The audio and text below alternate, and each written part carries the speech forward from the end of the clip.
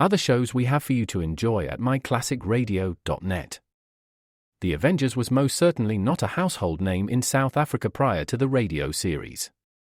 With no national television service until 1976, the mechanism simply was not present in the country to show television programs to mass audiences.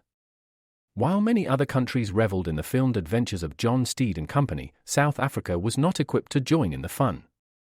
The series took Britain by storm and made a major impression in the American markets, being that greatest of rarities, a British series given a network transmission slot. However, as a filmed series, rather than a videotaped one, The Avengers was able to gain a modicum of exposure in South Africa through film rentals. Come and listen at myclassicradio.net. The National Broadcasting Company brings you Brian Donlevy as Steve Mitchell in Dangerous Assignment.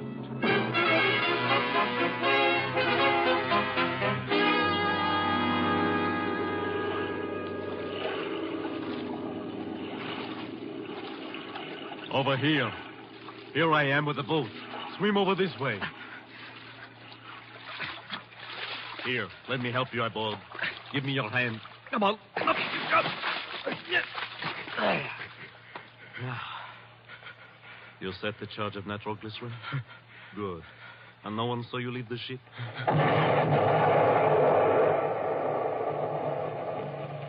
Right on schedule. The ship goes to the bottom, and only the two of us know the location. And now... Wait, no. No, put down the knife. No, don't! Oh!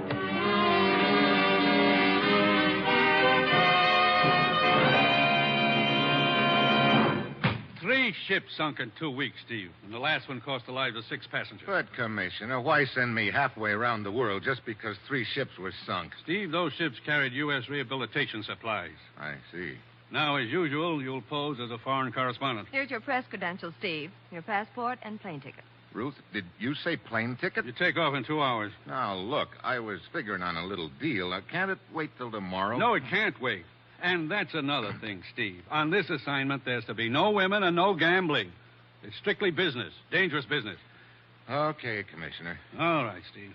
Your first stop in Saigon is the Malayan Star Lines. The manager's name is Brevant. You've got your assignment. Get going.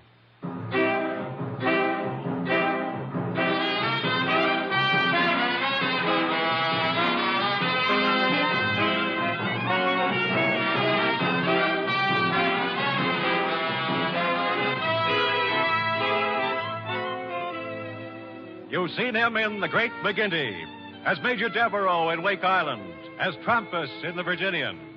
Now, here is our star, Brian Donlevy, in another two-fisted portrayal as Steve Mitchell in Dangerous Assignment.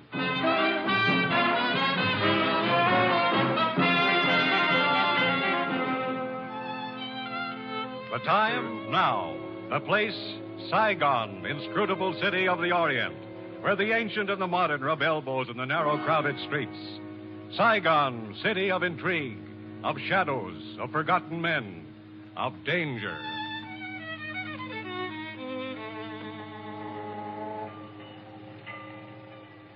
Mr. Brevant, I believe you're in charge of the Malayan Star Lines here in Saigon. That is correct, Monsieur... Mitchell, Steve Mitchell.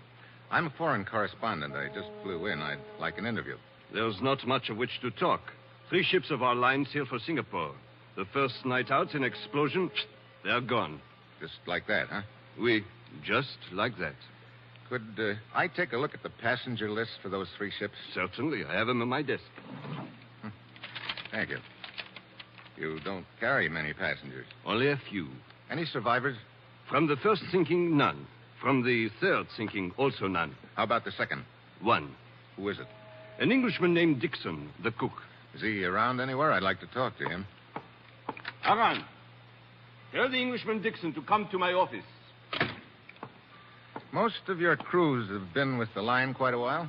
It is the exception rather than the rule, monsieur. Out here, one must take what men one can get. I see. What kind of cargo were your ships carrying? That is the mystifying part, monsieur. Here are the cargo lists. As you see, the Malayan Star Lines carry American rehabilitation supplies. Teak wood, spices, rubber, the usual. This teak wood, I notice all of it comes from the same place. Yes, the plantation of Monsieur Surratt. It is inland, up the Saigon River. Come in. You wanted to see me, Mr. Brevant? Oui, yes. This gentleman is Monsieur Mitchell, a journalist. Nice to meet you, sir. Hi. Mr. Brevant tells me you're the only survivor from the second sinking. I'm the only one from any of them. That makes you pretty lucky, doesn't it? Lucky ain't half of it. Look, did you notice anything unusual aboard your ship before the explosion? Well, I was back aft, getting a breath of air before turning in, I was. And I noticed a silhouette of a small boat in the moonlight. Off our starboard beam she was, and running without lights. Without lights? That's right. Anything else? I didn't have time to notice anything else, mister. Because just then there's a sheet of flame. The whole ship goes up in the air, and the next thing I know, I'm holding on to a spar in the water for dear life. Mm-hmm. Have you any idea what your ship's position was when she went down? Near as I can figure, we was in shoal water close to Polo Condori. That is an island 100 miles off the coast of Indochina, monsieur. But, of course, it is but a guess. We have no way of knowing the exact location. Yeah. Well, thanks for the information. I think it ought to make a good yarn. Do you intend to remain here in Saigon long? Well, that depends. I'd like to talk to Mr. Surratt, the plantation owner. Do you know where I might find him? There is a gambling casino just down the street, monsieur. If he is in Saigon, he will be there. Good. I'm beginning to feel lucky. I am certain you will not lack for games of chance in Saigon, monsieur. I personally find gambling a bore, but it would seem I am in the minority. Yeah, I guess you are. Well, thanks for the story. I'll see you around. He's an inquisitive gent, ain't he, Mr. Brevant? Yes, he is indeed. Newspaper chap, is he? That is what he said. Dixon, tell Aran to answer my telephone for me. I'm going out for a while.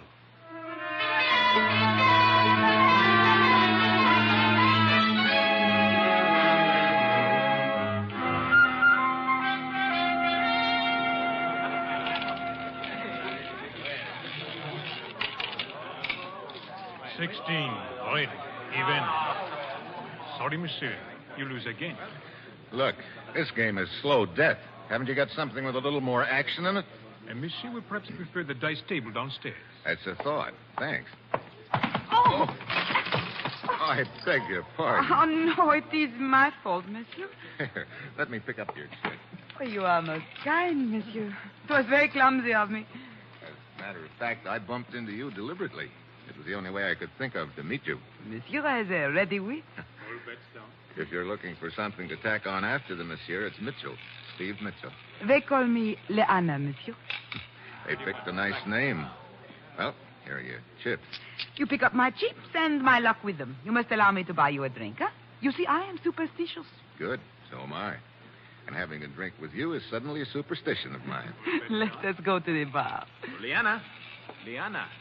Well, I should have known you wouldn't be alone. It is only my brother, monsieur.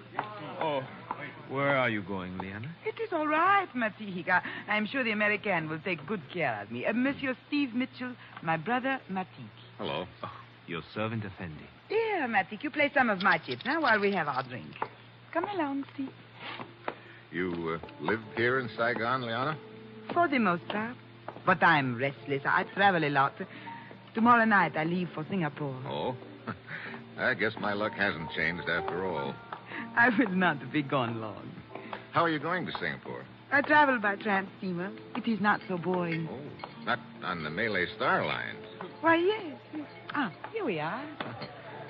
Sort of crowded right here. Why don't we move down to the other end? There is room here. I will move over.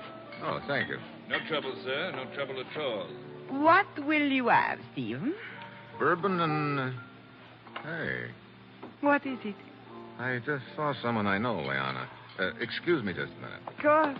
Be back in a minute. I will order the drinks. Well, my dear, He seems interested in the Malayan Star Line, sir. you think he is involved? It is possible. Very well. I will proceed on that assumption. Boy, come here. Oui, monsieur? I want a message delivered for me.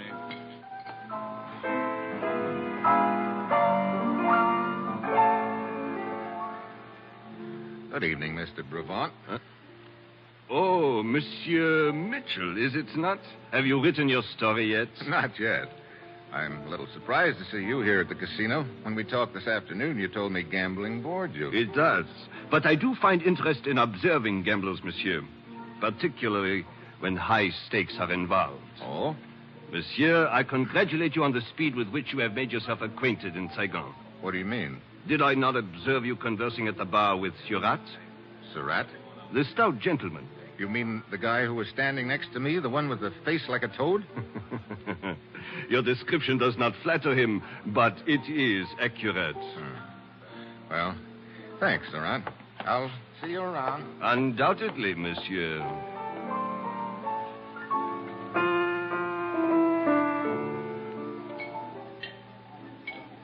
I'm sorry I took so long, Leona. Oh, it is quite all right. Well, here is your drink. Thanks.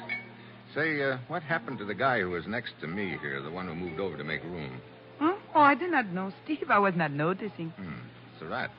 Is that his name? Yeah. Well, cheers. Cheers. Monsieur Mitchell. Monsieur Steve Mitchell.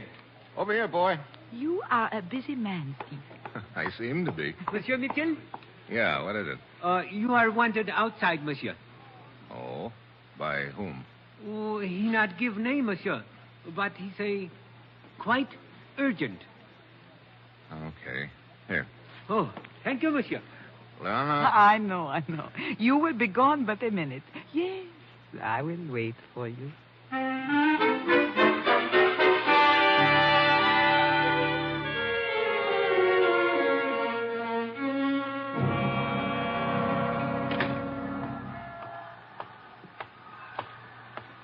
Mitchell, Effendi. Who are you? You are Steve Mitchell? What do you want, a calling card? Yeah, I'm Steve Mitchell. I suppose you tell me why you got me out here. I am Dalai. I suggest that we walk, Effendi. Oh.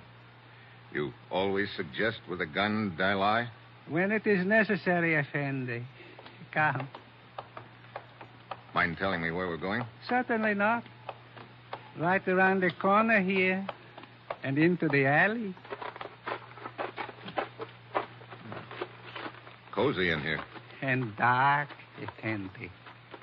Wait a minute. Looks like we've got company in here. It is but my friend Banjak, Effendi. Oh, hello. What's the matter? Is he bashful? He cannot speak. His tongue was removed by force some years ago. But he is strong and willing. Banjak.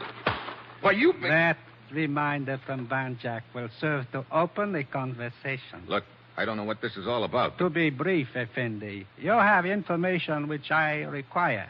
The locations of the 3 sunken ships. The ships? You think I know where they were sunk? Banjak. Look. Perhaps that will refresh your memory. How can I tell you the location when I don't know them? Again, Banjak.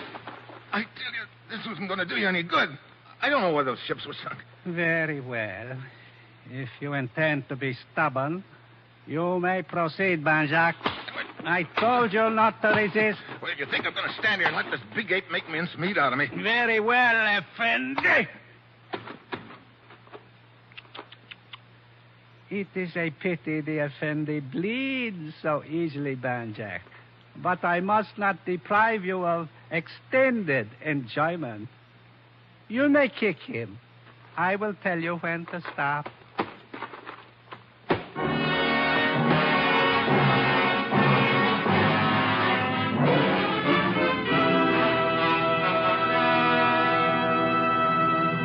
The National Broadcasting Company is bringing you Brian Donlevy, starring in the role of Steve Mitchell in the second of an exciting new adventure series, Dangerous Assignment.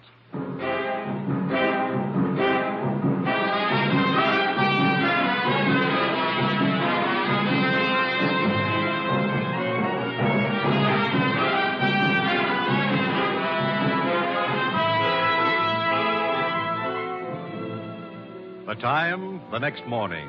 The place, a luxuriously furnished bedroom in a spacious villa near Saigon, overlooking the sea.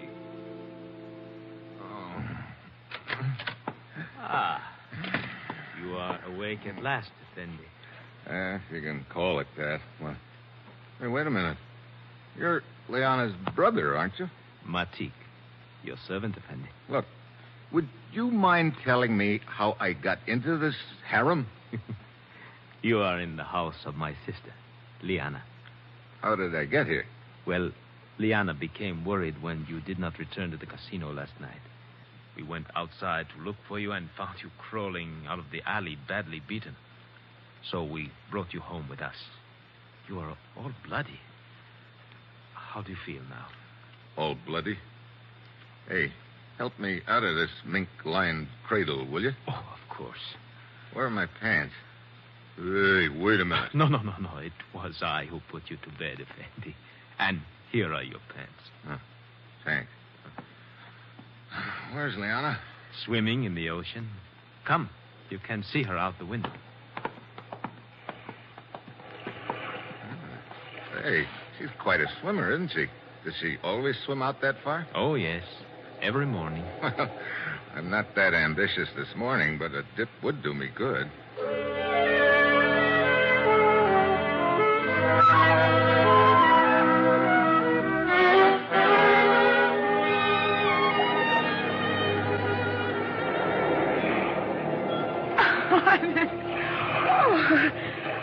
Steve, you are quite a swimmer yourself. Thanks. That water made me feel almost human again. Any cigarettes around here? Right here in my robe. Here you are. You look much better than when we found you last night, Steve. You know, you've taken awfully good care of me, Liana. Why? Why? Oh, perhaps.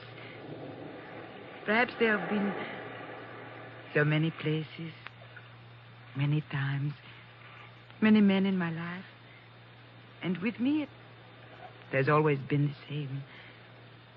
But then last night, I saw you. And I knew you were something different. How different?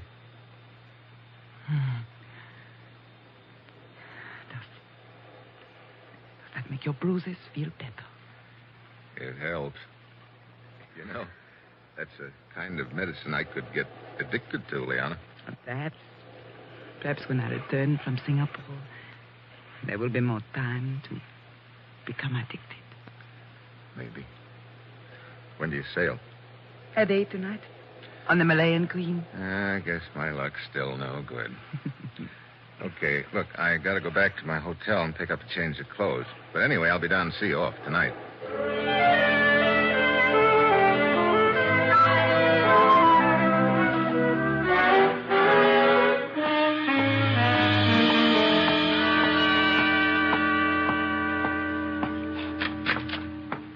Mr. Mitchell. Huh?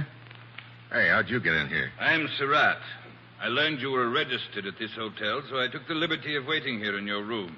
Quite a liberty, wasn't it? When occasion demands it, the courtesies must be omitted. What's the occasion? I will be brief.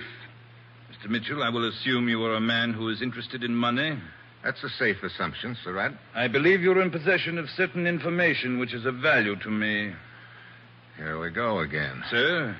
Look, you happen to know a couple of cutthroats named Dilai and Benjack? Benjack's a big lug with no tongue. Dilai, Benjack? I have not had the pleasure of their acquaintance, sir. Oh, it's no pleasure, believe me. Sir? I'll skip it. Now, what's this about certain information I have? I will not waste words. 10,000 American dollars for the location of the sunken ships. 10,000? Means a lot to you, doesn't it? You've been shipping teakwood on the Malayan Star Line, haven't you? From my plantation up the river, sir. It is a matter of record. I didn't know teakwood was that valuable. I repeat my offer. 10,000 American dollars. I'll have to have a little time to think it over, Surratt. I cannot grant you much time, sir. I'm sailing tonight on the Malayan Queen. You have until 7:30 this evening. Okay. I will expect your answer before sailing time. Until then, good day, sir.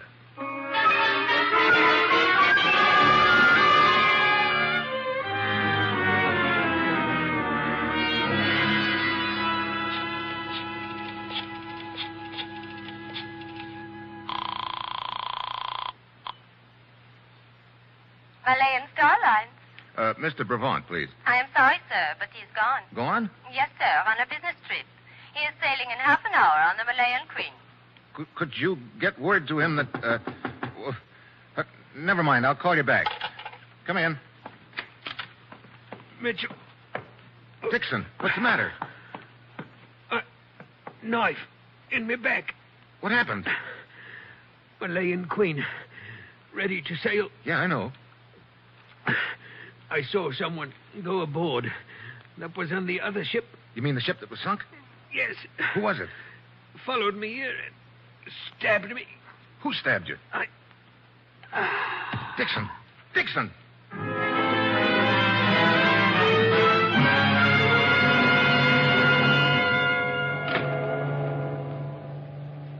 Sorry to keep you waiting, Mr. Mitchell, but I don't leave the bridge until we're out of the channel. That's okay, Captain. I'd like you to look at these credentials. They'll explain who I am and why I'm aboard your ship. You're investigating the recent sinkings. Yes, Captain. A couple of people seem awfully interested in the location of those sunken ships. I'm kicking an idea around that maybe there was something pretty valuable aboard them. What would it be? I don't know. Are you carrying the same sort of cargo on this ship that was on the others? Yes, as far as I know. Another shipment of teak wood from Surratt's plantation? There is. Also, some American rehabilitation supplies. Tell me, could those rehabilitation supplies be salvaged after they were sunk? Oh, no. The water had ruined them. Captain, suppose you wanted to sink a ship and recover something from it later. What? Where would you sink it? I suppose in shallow water. Yeah. Now, what's the first shallow water we'll be passing through tonight? Well, let's see. We'll pass through the Diablo Shoals a little after midnight. Depth there is only 15 fathoms. I see. Is that the passenger list on your desk? Yes. Here. Yeah, looks like the gang's all here. Brevant, Liana, her brother Matik, and Surratt. Captain, I need your full cooperation. Why, certainly. What is it? I'd like you to order these 4 passengers to be in Brevant's stateroom 3 hours from now at 11 tonight.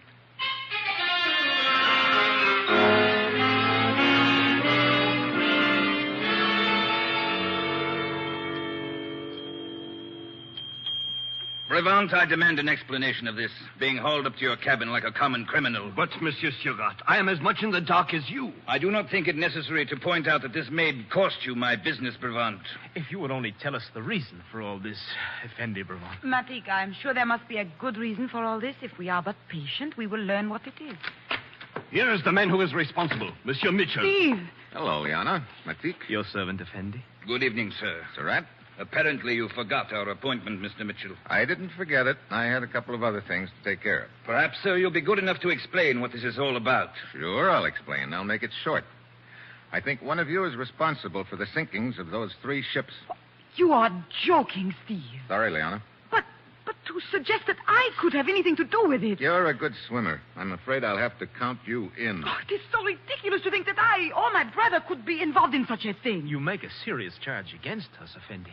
I know. This is an insult to my long years of service on the line. Perhaps it is a serious charge as far as the others are concerned, Mr. Mitchell. But to suspect that I am involved is ridiculous. Much valuable teak wood of mine was sunk with those ships.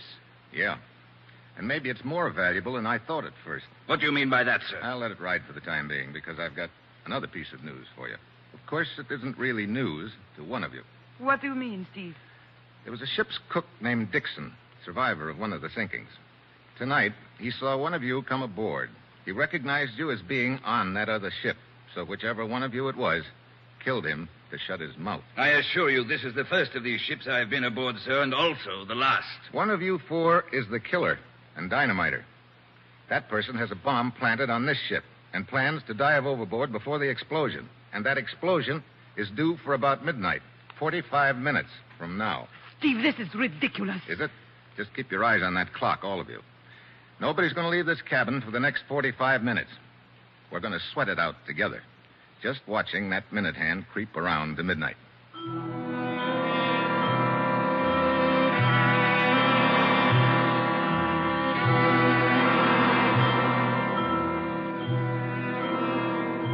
$11:30. Anyone feel like talking yet? Really, Mitchell? Really, what, Haven't Brabant? you carried this silly joke far enough, Steve? There is only one way to prove he is mistaken in his suspicions, Liana. That is to wait. Can't we get a little air into this cabin? It's so infernally hot. You know something, Surratt? It's going to get a lot hotter.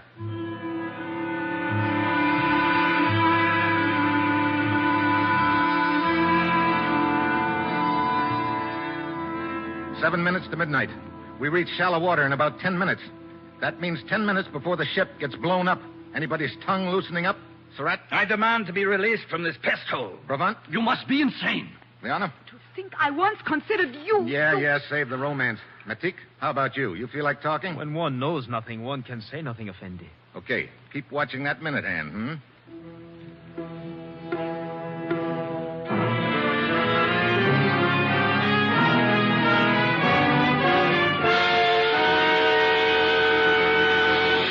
'I can't stand this any longer. I've got to get out of here. You've got to let me go. So you're the one, Surratt? No. You must believe me. I would be the last one in the world to blow those ships up. Why? Surratt! There's gold hidden in those crates of teak wood. Surratt, you fool! He was only bluffing. Now you have told him. You haven't told me enough. Keep talking. I have nothing more to say.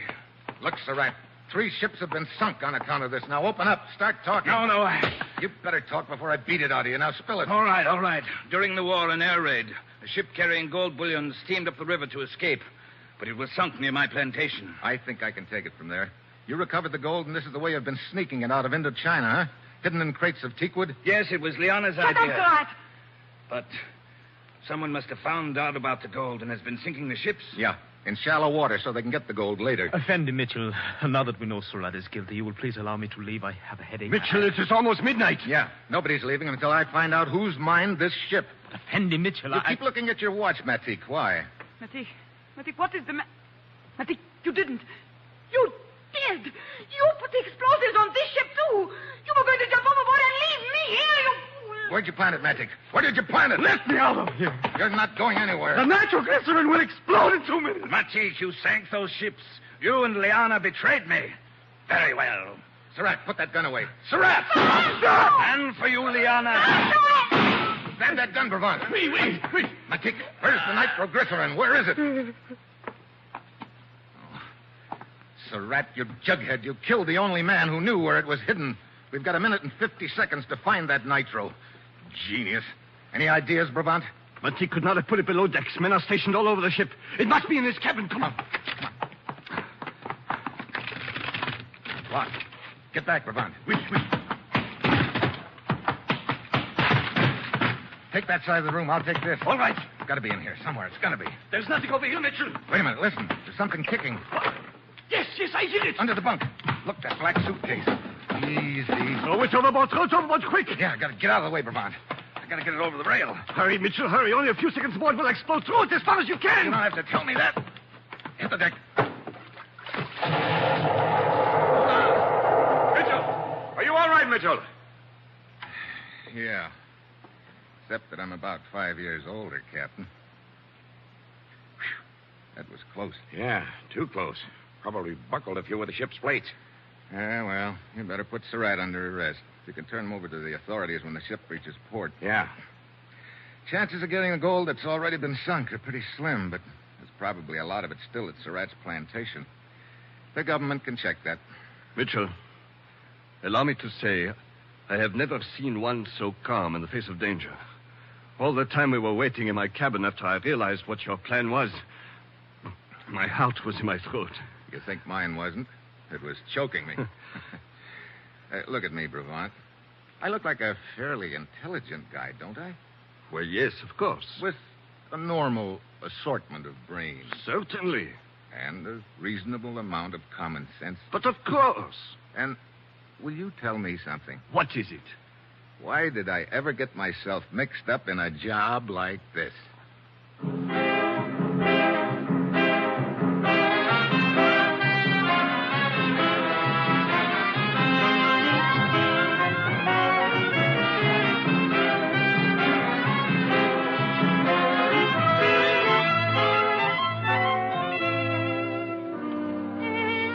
You have just heard the second in an exciting new adventure series, Dangerous Assignment, starring Brian Donlevy as Steve Mitchell.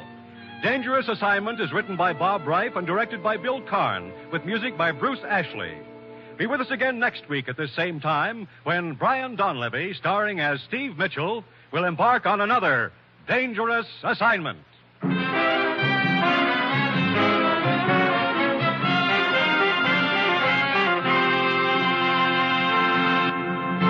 This program came to you from Hollywood. This is NBC, the national broadcasting company.